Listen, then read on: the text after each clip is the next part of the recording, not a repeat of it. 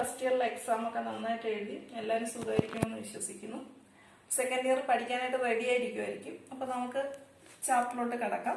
കഴിഞ്ഞ വർഷത്തെ പോലെ അത്രയും ചാപ്റ്റേഴ്സൊക്കെ ഈ വർഷം ഉണ്ട്. അപ്പം ഇപ്പോൾ ഞാൻ പറയുന്ന കാര്യങ്ങൾ നോട്ട്സ് ആയിട്ടൊക്കെ ഇതിനകത്ത് തന്നെ കുറിച്ച് വെച്ച് പഠിച്ചോളണം, കൂടെ പഠിച്ചു പോകണം. അപ്പോൾ നോട്ട്സ് പ്രിപ്പയർ ചെയ്ത് വയ്ക്കത്തക്ക രീതിയിൽ ഞാൻ ക്ലാസ് എടുക്കാം. അപ്പോൾ നമുക്ക് പോവാം ആദ്യത്തെ ചാപ്റ്ററിലോട്ട്. ആദ്യത്തെ ചാപ്റ്ററാണ് ഏത്? Solid state. ഓക്കെ, കഴിഞ്ഞ വർഷമേ സോളിഡ് ലിക്വിഡ് ഗ്യാസിന്റെ പ്രോപ്പർട്ടി ഒക്കെ ഫസ്റ്റ് ചാപ്റ്റർ പഠിച്ചു. അത് കഴിഞ്ഞിട്ട് ഗേഷ്യസ് സ്റ്റേറ്റിനെ കുറിച്ച് ഡീറ്റെയിൽ ആയിട്ടൊരു ചാപ്റ്റർ പഠിച്ചു. അവിടെ ലിക്വിഡിന്റെ കുറച്ച് പ്രോപ്പർട്ടീസും പഠിച്ചു. പിന്നെ നമ്മൾ ഈ വർഷം ഇനി അടുത്ത ചാപ്റ്റേഴ്സിലൊക്കെ ലിക്വിഡ്സിനെ കുറിച്ച് പഠിക്കുന്നുണ്ട്. അതുകൊണ്ട് ഇപ്പൊ നമ്മൾ സോളിഡ്സിനെ കുറിച്ച് മാത്രമാണ് ഡിസ്കസ് ചെയ്യുന്നത്. ഈ ഫിഗർ കണ്ട് പരിചയമുള്ളതാണ്, കഴിഞ്ഞ വർഷം നമ്മൾ കണ്ടിട്ടുള്ളതാണ്. ഇത് സോളിഡ്സിന്റെ അറേഞ്ച്മെന്റിനെ കാണിക്കുന്ന ഒരു ഫിഗർ ആണ്. ഇവിടെ നോക്കിയാൽ അറിയാം പാർട്ടിക്കിൾസ് എങ്ങനെ പാക്ക് ചെയ്തേക്കുന്നു. ക്ലോസ്ലി പാക്ഡ് ആണ്. അപ്പൊ സോളിഡിന്റെ ഒന്നാമത്തെ property in solids particles are എങ്ങനെ പാക്ക് ചെയ്യുന്നു?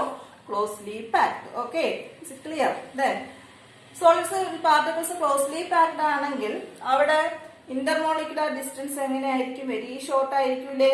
അപ്പൊ intermolecular distance very short. Force of attraction എങ്ങനെയായിരിക്കും?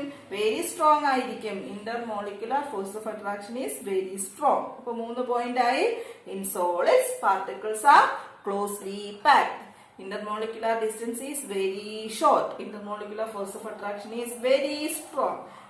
ഇനി രണ്ട് കാര്യങ്ങൾ കൂടിയുണ്ട്. ഒന്ന്, സോളിഡ്സ് ആർ റിജിഡ് എന്ന് നമ്മൾ പഠിച്ചിട്ടുണ്ട്. രണ്ട്, സോളിഡ്സിനെ കംപ്രസ് ചെയ്യാൻ പറ്റുമോ? ഇല്ല. അപ്പൊ നമ്മൾ എന്ത് പറയും? ഇൻകംപ്രസിബിൾ എന്ന് പറയും. ടോട്ടൽ 5 പോയിന്റ് ആയി. Particles closely packed, intermolecular distance very short, intermolecular force of attraction strong, rigid ആണ്, ഇൻകംപ്രസിബിൾ ആണ്. ഇനി നമ്മൾ പോകുന്നത് സോളിഡ്സിന്റെ ക്ലാസിഫിക്കേഷനിലോട്ടാണ്. സോളിഡ്സിനെ മെയിൻ ആയിട്ട് രണ്ടായിട്ട് ക്ലാസിഫൈ ചെയ്ത് വെച്ചിട്ടുണ്ട്. അതിൽ ആദ്യത്തെ കാറ്റഗറിയുടെ എക്സാമ്പിൾ ഞാൻ എഴുതുന്നു. ആരാ? ഡയമണ്ട്. ഡയമണ്ടിന്റെ കൂടെ കഴിഞ്ഞ വർഷം പഠിച്ച ആളാരാ? ഗ്രാഫൈറ്റ്. പി ബ്ലോക്ക് എലമെന്റ്സ് കഴിഞ്ഞ വർഷം പഠിച്ചപ്പോ കാർബണിന്റെ എന്ത് അലോട്രോപ്പായിട്ടാ പഠിച്ചത്? ക്രിസ്റ്റലൈൻ അലോട്രോപ്പായിട്ടാണ് ഇവരെ രണ്ടുപേരെയും പഠിച്ചത്. അപ്പൊ നമ്മുടെ ആദ്യത്തെ ക്ലാസിഫിക്കേഷൻ അത് തന്നെയാണ്. ആരാ? Crystalline solids. അപ്പോ സോളിഡ്സിന്റെ ഒന്നാമത്തെ ക്ലാസിഫിക്കേഷൻ ക്രിസ്റ്റലൈൻ സോളിഡ്. ഇവിടെ പഠിച്ചില്ലേ? ഡയമണ്ടും ഗ്രാഫൈറ്റും ഒക്കെ പഠിച്ചപ്പോൾ അതിന്റെ ഹൈബ്രിഡൈസേഷനും കാർബണിന്റെ അറേഞ്ച്മെന്റും ഒക്കെ കറക്റ്റ് പഠിച്ചു. അപ്പൊ നമുക്കറിയാം അവിടെ പാർട്ടിക്കിൾസിന് ഒരു റെഗുലർ അല്ലെങ്കിൽ ഡെഫിനിറ്റ് ആയിട്ടുള്ള ഓർഡർ ആയിട്ടുള്ള അറേഞ്ച്മെന്റ് ഉണ്ട്. അപ്പോൾ ഡെഫിനിറ്റ് ഓർഡേർഡ് അറേഞ്ച്മെന്റ് പാർട്ടിക്കിൾസിന് ഉണ്ടെങ്കിൽ അങ്ങനെയുള്ള സോളിഡ്സിനെ വിളിക്കുന്ന പേരാണ് എന്തെന്ന്? Crystalline solid. എക്സാമ്പിൾ ആരൊക്കെയാ? ഡയമണ്ടും ഗ്രാഫൈറ്റും. രണ്ടാമത്തെ കാറ്റഗറി, ഇവിടെ റെഗുലർ ആയിട്ടുള്ള അറേഞ്ച്മെന്റ് ഉണ്ടെങ്കിൽ അങ്ങനെ ഡെഫിനിറ്റ് അറേഞ്ച്മെന്റ് ഇല്ലാത്തൊരു കാറ്റഗറി കാണൂലേ? അവരെ വിളിക്കുന്ന പേരാണ് എന്തുവാ? Amorphous solids. അതാണ് നമ്മുടെ രണ്ടാമത്തെ classification, amorphous solids. Amorphous solids എന്ന് പറഞ്ഞാൽ പാർട്ടിക്കിൾസിന് എന്തില്ല? ഡെഫിനിറ്റ് ഓർഡേർഡ് അറേഞ്ച്മെന്റ് ഇല്ല. അങ്ങനെയുള്ള സോളിഡ്സ് ആണ് amorphous solids. Example glass, rubber, plastic. ഇവരൊക്കെ ആരാണ്? Amorphous solid. ഓക്കെ, അപ്പോ 2 ടൈപ്പ് സോളിഡ്. ഇനി നമ്മൾ ഇവരെ കുറിച്ച് ഡീറ്റെയിൽഡ് ആയിട്ട് പഠിക്കാൻ പോവാണ്. അപ്പോൾ എന്തൊക്കെ പറഞ്ഞു? സോളിഡ്സിന്റെ പ്രോപ്പർട്ടീസ് പറഞ്ഞു, 5 പ്രോപ്പർട്ടി. 2 ടൈപ്പ് സോളിഡ്, ക്രിസ്റ്റലൈനും അമോർഫസും. ക്രിസ്റ്റലൈന് പാർട്ടിക്കിൾസിന് ഡെഫിനിറ്റ് ഓർഡേർഡ് അറേഞ്ച്മെന്റ് ഉണ്ട്. എക്സാമ്പിൾ ഡയമണ്ട്, ഗ്രാഫൈറ്റും. അമോർഫസിന് പാർട്ടിക്കിൾസിന് ഡെഫിനിറ്റ് ഓർഡേർഡ് അറേഞ്ച്മെന്റ് ഇല്ല. ഗ്ലാസ്, റബ്ബർ, പ്ലാസ്റ്റിക് ഒക്കെ എക്സാമ്പിൾ ആണ്. ഇനി നമുക്ക് ഇവർ രണ്ടുപേരും തമ്മിൽ ഒത്തിരി ഡിഫറൻസ് ഉണ്ട്. ഈ ഒരു ഡിഫറൻസ് അല്ലാതെ ആ ഡിഫറൻസസ് എന്തൊക്കെയാണെന്ന് നോക്കാം. അത് അടുത്ത ക്ലാസ്സിൽ. ഓക്കെ, അപ്പോ ക്രിസ്റ്റലൈൻ സോളിഡും അമോർഫസ് സോളിഡും തമ്മിലുള്ള ഡിഫറൻസ് ആണ് എക്സ്പ്ലെയിൻ ചെയ്യാൻ പോകുന്നത്. അപ്പോൾ അതാ ക്രിസ്റ്റലൈൻ സോളിഡ്, അമോർഫസ് സോളിഡും ഞാൻ പ്രോപ്പർട്ടീസ് പറയാൻ പോവാണ്. ആദ്യത്തെ ഡിഫറൻസ് നമ്മൾ ആദ്യം പറഞ്ഞത് തന്നെയാണ്. ക്രിസ്റ്റലൈൻ സോളിഡിൽ പാർട്ടിക്കിൾസിന് ഡെഫിനിറ്റ് ഓർഡേർഡ് അറേഞ്ച്മെന്റ് ഉണ്ട്. എന്നാൽ അമോർഫസ് സോളിഡിൽ എന്തില്ല? ഡെഫിനിറ്റ് ഓർഡേർഡ് അറേഞ്ച്മെന്റ് ഇല്ല. രണ്ടാമത്തെ പോയിന്റ്, ഒരു ഷാർപ്പ് എഡ്ജ്ഡ് ടൂൾ കൊണ്ട് നമ്മൾ ക്രിസ്റ്റലൈൻ സോളിഡിനെ കട്ട് ചെയ്താൽ നമുക്ക് കിട്ടുന്ന നല്ല സ്മൂത്ത് സർഫസ് ആയിരിക്കും. എന്നാൽ ഒരു ഷാർപ്പ് എഡ്ജ്ഡ് ടൂൾ കൊണ്ട് ഒരു അമോർഫസ് സോളിഡിനെ കട്ട് ചെയ്താൽ നമുക്ക് കിട്ടുന്ന ഒരു റഫ് സർഫസ് ആയിരിക്കും. ക്രിസ്റ്റലൈൻ സോളിഡിന് എപ്പോഴും ഷാർപ്പ് മെൽറ്റിംഗ് പോയിന്റ് ആയിരിക്കും. എന്ന് പറഞ്ഞാൽ ഒരു പർട്ടിക്കുലർ പോയിന്റിൽ മാത്രമേ അത് മെൽറ്റ് ചെയ്യുള്ളൂ. എന്നാൽ നമ്മുടെ അമോർഫസ് സോളിഡ് ഒരു റേഞ്ച് ഓഫ് ടെമ്പറേച്ചറിലാണ് മെൽറ്റ് ചെയ്യുന്നത്. അങ്ങനെയാണെങ്കിൽ പറയാം അതിന് എന്തില്ല, ഷാർപ്പ് മെൽറ്റിംഗ് പോയിന്റ് ഇല്ല. ഇനി ക്രിസ്റ്റലൈൻ സോളിഡിന് ഹീറ്റ് ഓഫ് ഫ്യൂഷൻ എപ്പോഴും ഒരു ഡെഫിനിറ്റ് വാല്യൂ ഉണ്ടായിരിക്കും. അമോർഫസിന് എന്തില്ല, definite value of heat of fusion ഇല്ല. ഇനി ക്രിസ്റ്റലൈൻ സോളിഡ് എപ്പോഴും ലോങ് റേഞ്ച് ഓർഡർ ആയിരിക്കും, അമോർഫസ് സോളിഡ് എപ്പോഴും ഷോർട്ട് റേഞ്ച് ഓർഡർ ആയിരിക്കും. ക്രിസ്റ്റലൈൻ സോളിഡ്സ് അനൈസോട്രോപിക് ആണ്, അമോർഫസ് സോളിഡ് ഐസോട്രോപിക് ആണ്. അനൈസോട്രോപിക് ഐസോട്രോപിക് എന്തോന്ന് എക്സ്പ്ലെയിൻ ചെയ്ത് തരാം. ദെൻ ക്രിസ്റ്റലൈൻ സോളിഡ് എപ്പോഴും ട്രൂ സോളിഡ് ആണ്, എന്നാൽ അമോർഫസ് സോളിഡ് ട്രൂ സോളിഡ് അല്ല, പിന്നെ എന്തുവാ, സ്യൂഡോ സോളിഡോ സൂപ്പർ കൂൾഡ് ലിക്വിഡ്സോ ആയിരിക്കും. ഇത് ഇത്രയാണ് ഡിഫറൻസ്. ഒന്നുകൂടി ക്രിസ്റ്റലൈൻ സോളിഡും അമോർഫസ് സോളിഡും തമ്മിലുള്ള ഡിഫറൻസ് ചോദിച്ചാൽ ക്രിസ്റ്റലൈൻ സോളിഡ്സിന് ഡെഫിനിറ്റ് ഓർഡേഡ് അറേഞ്ച്മെന്റ്, അമോർഫസ് സോളിഡിന് എന്തില്ല, ഡെഫിനിറ്റ് ഓർഡേഡ് അറേഞ്ച്മെന്റ് ഇല്ല. ക്രിസ്റ്റലൈൻ സോളിഡിനെ ഒരു ഷാർപ്പ് എഡ്ജ്ഡ് ടൂൾ കൊണ്ട് നമ്മൾ കട്ട് ചെയ്താൽ നമുക്ക് എന്ത് കിട്ടും, സ്മൂത്ത് സർഫസ് കിട്ടും.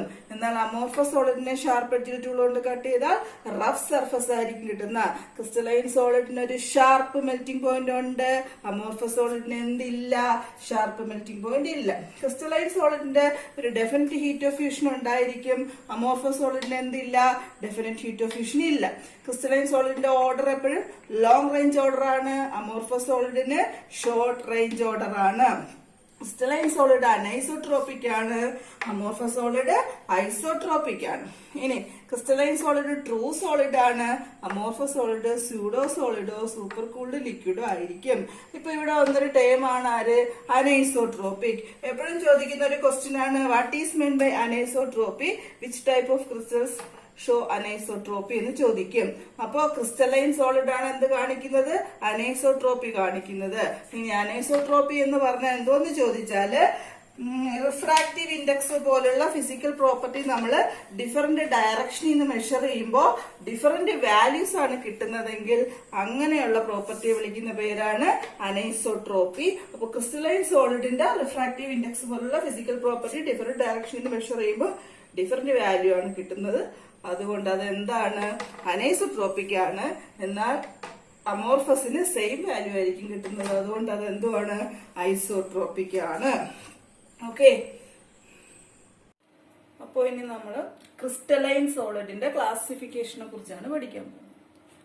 അപ്പോൾ ക്രിസ്റ്റലൈൻ സോളിഡ്സിന്റെ പാർട്ടിക്കിൾസിന് ഇടയ്ക്കുള്ള ഇന്റർമോളിക്കുലർ ഫോഴ്സിന്റെ നേച്ചർ അനുസരിച്ചിട്ടും പാർട്ടിക്കിളിന്റെ നേച്ചർ അനുസരിച്ചിട്ടും രണ്ട് കാര്യങ്ങൾ, ഇന്റർമോളിക്കുലർ ഫോഴ്സിന്റെ ബേസിസിലും പാർട്ടിക്കിളിന്റെ നേച്ചറിന്റെ ബേസിസിലും ക്രിസ്റ്റലൈൻ സോളിഡിനെ 4 കാറ്റഗറീസ് ആയിട്ട് ക്ലാസിഫൈ ചെയ്തിട്ടുണ്ട്. Number 1 molecular solid, 2 ionic solid, 3 metallic solid and 4 covalent solid. Once again, molecular solid, ionic solid, metallic solid and covalent solid. Example ഇവിടെ എഴുതിയിട്ടുണ്ട്. മോളിക്കുലാർ സോളിഡിന് എക്സാമ്പിൾ ആണ് വാട്ടർ. വാട്ടർ മീൻസ് ഐസ് ആണ് ഉദ്ദേശിക്കുന്നത്, solid ice, solid substance. Then carbon dioxide, carbon dioxide, solid carbon dioxide. What is solid carbon dioxide എല്ലാവർക്കും അറിയാം, dry ice എന്നറിയപ്പെടുന്ന ആളാണ് solid carbon dioxide. Then sulphur dioxide, HCl, ഇവരെല്ലാം molecular സോളിഡിന് example.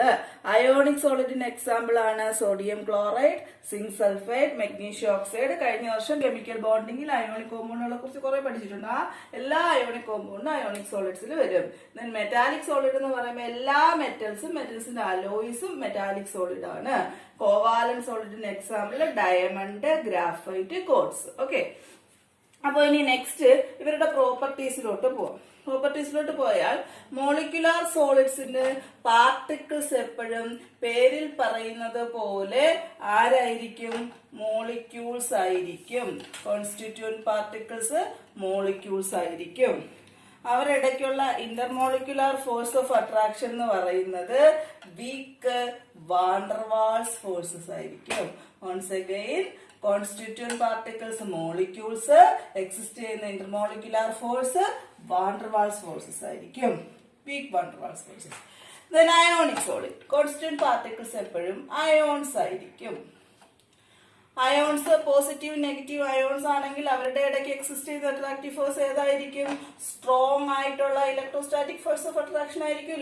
അപ്പോ constituent particles തമ്മിലുള്ള attractive force strong electrostatic force of attraction അല്ലെങ്കിൽ strong electrostatic force. Then metallic solid. Metallic സോളിഡില് നമ്മൾ മെറ്റൽസിന്റെ സ്ട്രക്ചർ പഠിച്ചിട്ടുണ്ട്. Positive ions in a sea of electrons എന്ന്. അപ്പൊ positive ions in a sea of electrons. Electron സിക്കകത്തുള്ള positive ions ആണ് അവിടുത്തെ കോൺസ്റ്റിറ്റ്യൂന്റ് പാർട്ടിക്കിൾസ്. പേര് പറയുന്നത് പോലെ അട്രാക്റ്റീവ് ഫോഴ്സ് എന്ന് പറയുന്നത് മെറ്റാലിക് ബോണ്ടിങ് ആണ്. അപ്പൊ ക്ലിയർ ആയോ അത് മൂന്നും?